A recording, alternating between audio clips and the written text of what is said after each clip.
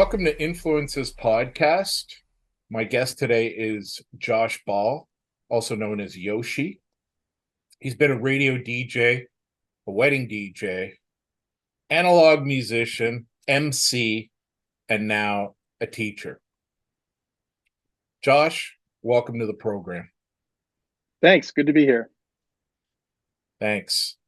Just wondering, I mentioned there's been a lot of things you've done, when it comes to um, anything to do with music. I know that you're an avid music fan. You've been a DJ, you produced your own music.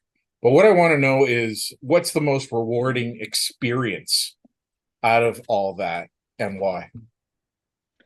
I would have to say that it's teaching, especially the older students that I work with, the grade sevens and eights. That's the oldest age that I work with. And that has given me much more joy than I could have possibly imagined before I started the job. I have had moments of capital J joy in my classroom where I'm not afraid to admit it. I've literally almost cried at how good the students were playing and how great the music sounded. And I don't know of many people who can say that they've cried tears of joy at work. So that's Yeah, incredibly rewarding for me.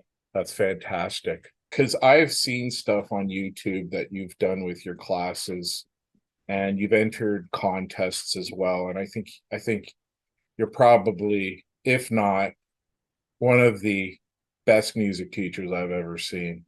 And so my hat is tipped to you for the work that you do with the children. And I think it's great. What contests have you entered your classes in? I think I mentioned one, but maybe you want to talk a little bit about that and how you roll that into your music curriculum. Sure. So since 2015, CBC, that's the Canadian Broadcasting Corporation here in Canada, they have run a contest which is called the Canadian Music Class Challenge. Okay. And it's an opportunity for music teachers and music classes to showcase their awesomeness. That's how I say it. Nice. Now, the way that it works is CBC provides us with a song list to choose from. We can't just pick anything. CBC tries their very best to make the playlist representative of the music of Canada. So there's lots of pop stuff and rock stuff, but then they're also doing some deep cuts. They've got some folk stuff. They are also focusing on some Indigenous music in the last several years, especially. So let's say that there's anywhere from 20 to 30 songs on this list. So then music teachers, if we decide to participate in the contest, will choose however many of these songs we want to do. We'll teach them to our classes. We'll video them. We'll send the videos into CBC. And then they have a panel of expert judges who will then vote on which performance they believe is the best. There are 6 different categories. So it goes by students' ages. And then we also have fully instrumental or with vocals. If we have an entire class playing instruments and one person is singing, it counts as a vocal performance. So we have never won this contest. It's nationwide. We are a scrappy school where I work. We are definitely an underdog. I don't ever expect to win. However, we have placed in the national top 10 in our category. I believe it's 7 times now. Thank you. Absolutely fantastic. Yeah, and I can attest those videos are awesome. And kind of segues to my next question. So, how have students become better musicians because of these contests that you enter them into? Well, I have not used traditional notation when I'm teaching. I don't use the traditional music score. I've created my own notation where all the notes are color coded. We do lots and lots of ear training. So I have to teach the rhythms explicitly, but all of the pitches, all of the notes are on the screen for the students. The songs that I choose for the contest of this playlist, I choose songs that I think will best resonate with my students, songs that they can get excited about, songs that they probably know fairly well, not always, but usually. And if there's a high degree of interest, then they're more likely to put forth their very best effort. and they know that it's a real privilege to be part of this contest because, as you mentioned, these videos go onto YouTube, so we're literally worldwide. So it's a great way for students to stay motivated. They really definitely want to showcase their best since they know it's going to be on video. They know it's going to be accessible to anybody in the planet, and they really do want to. They want to show off. They definitely want to show off their skills. That's awesome. Yeah, so I want to segue now. You've also produced electronic music under the pseudonym Yoshi. Who influenced you to produce electronic music? It's impossible to name just one or two. I can tell you that music has been a huge part of my family ever since I was born. It goes back many generations. You know, my grandfather played the fiddle, my dad guitar and piano, and I was always surrounded by music. But the electronic stuff really started to come out, I would say, in the mid to late '80s. So I got my first keyboard, which I still have here in the studio, the Nice. Yamaha DX7. I All got right. that when I was 13. And that really opened up a whole new world for the electronic side. And then I was at a house party, I would say it was probably 1989 or so. And they had a cassette on at the party, and the music was thumping. And I'd never heard anything like this. So I went over and I looked at the little cassette window to see if I could see what it was, and it was a mix that somebody had made. And I tried to figure out whose tape is this. I found the guy whose tape it was. I said, "What is this?" He said, "This is house music." I said, "I've never heard this before. This is fantastic," because I grew up with classical and jazz and a little bit of folk, and of course rock and roll on the radio, but I'd never heard this electronic stuff. I said, "Well, what do you mean house music?" He said, "That's what it's called. It's called house music." So I started investigating, and I became a fan of house music. And so the stuff that I've done myself has been hugely influenced by the classic house tracks of, I'd say, the early, let's say all of the 1980s and even into the early 90s. That's awesome. That's the first time I heard that story. That's Yeah. great. Awesome. Um, so how is producing analog, like I'm not too sure what to call it because I know you're not a classical musician per se. So I'm calling it analog music, like guitar.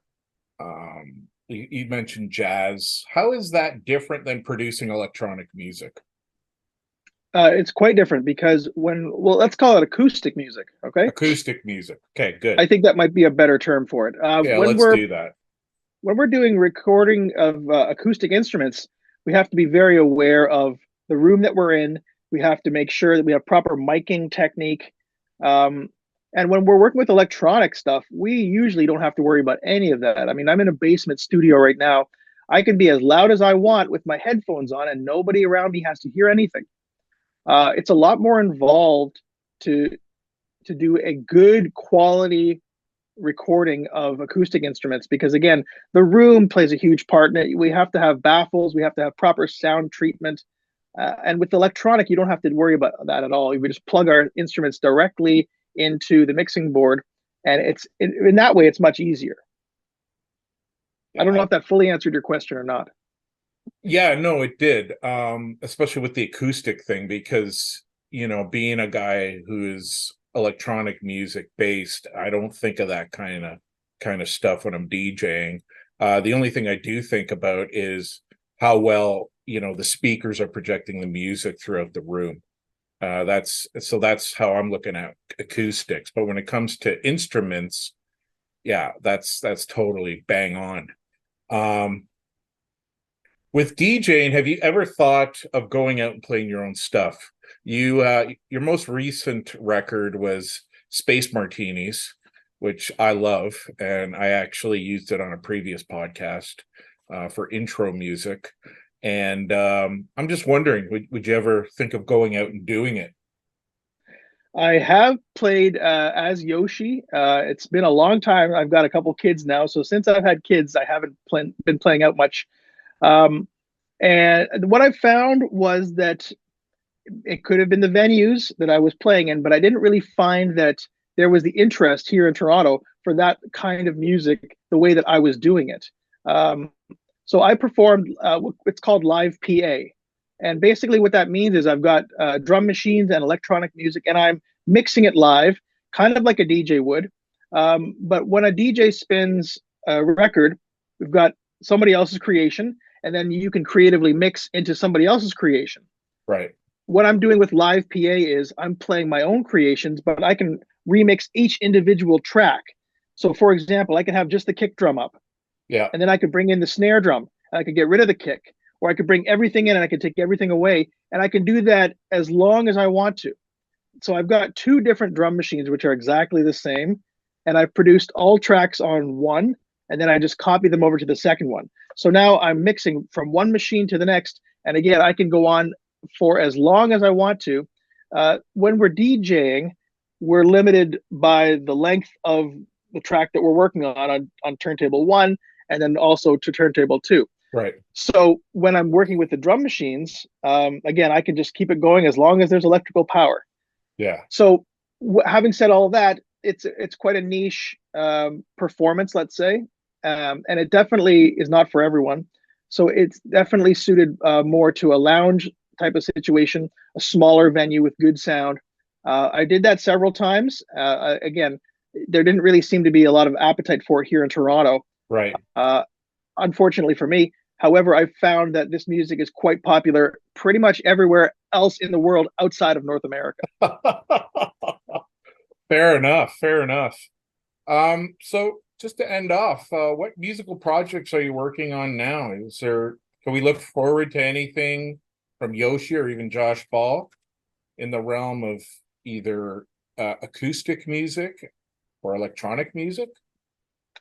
I would love to get back into making my own music. It's just a question of time at the moment. Again, I mentioned I've got two young children who take up a lot of my time. Right. And I've got a lot of work with my regular day job with the CBC contest and putting on concerts as well. So I could definitely do it. I don't have anything planned at the moment. But since you've asked me this question, maybe that might be the hot poker in my backside that I need to get back into the studio. It's really about time management. That's really what it is.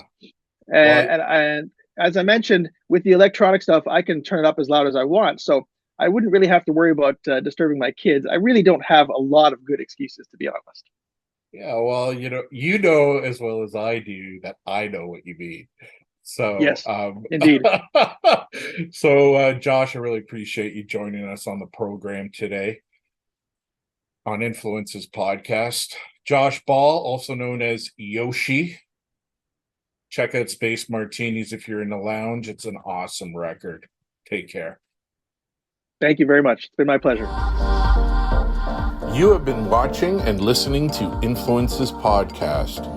Influences Podcast is written, produced, and hosted by yours truly, Jason Harischuk. Also produced by Angela Churchill, aka Purple Sapphire. My social media consultant is Christina Laukinen, also known as My Girl Tuesday. Check out Influences Podcast on Instagram and TikTok at influences_podcast. That's influences_podcast. Thanks for watching and listening.